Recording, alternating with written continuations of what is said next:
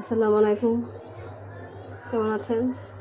তো ভিডিওটা শুরু করার আগে বলছি, প্রথমে ভিডিওটা দেখবেন, দেখে লাইক করবেন এবং গঠনমূলক কমেন্ট করবেন।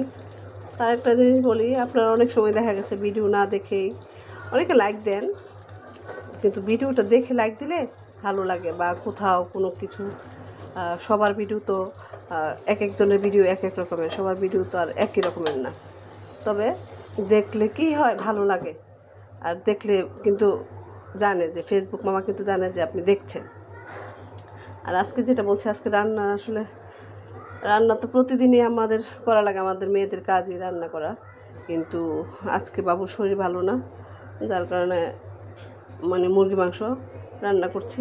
আর অসুখ বিসুখ থাকলে বাচ্চারা এমনিই তো খাবার খেতেছে না, তো একটু গোশত, মুরগি বলেন গরু বলেন, একটা কোনো কিছু হইলে আর কি, তো ওরা একটু খাবারের আগ্রহ করে। এমনি তো সকাল থেকে সে কিছুই খায় নাই, তার জ্বর হয়েছে। তো জ্বরের মধ্যে কী দেওয়া যায় চিন্তা করছি, ভাবছি যে অন্য কিছু রান্না করবো, কিন্তু একটু নরম ভাত করে দিছি, সেটাও খায় না।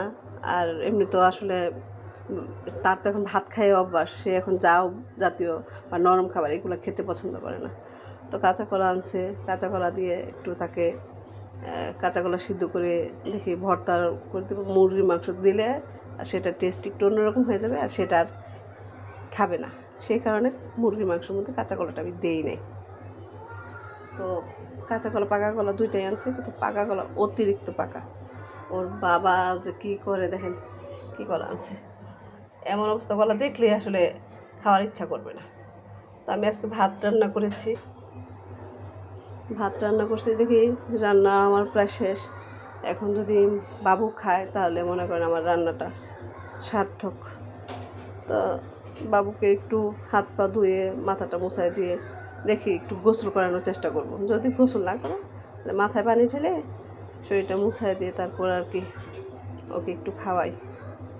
তো আজকে জুম্মাবার নামাজ পড়তে হবে, ঘরদোর একটু জুম্মাবারে ঈদের মতো করে পরিষ্কার রাখতে হয়। তো এটা আসলে প্রতিনিয়ত করি, কিন্তু আজকে সেই তুলনায় আমি কোনো কাজই করতে পারি নাই, কারণ বাবুর কাছ থেকে আমি ছুটতে পারি না। যার কারণে আমি বাবুর কাছেই ছিলাম, না ঘরদোর না অন্য কিছু। তো এখন বাবুর কাজটা শেষ করেই তারপর আমি নামাজে যাব। তো ভিডিওটি দেখে অবশ্যই লাইক কমেন্ট করবেন, আর দেখে গঠনমূলক কমেন্ট করবেন, ভালো লাগবে। আল্লাহ হাফেজ, আসসালামু আলাইকুম।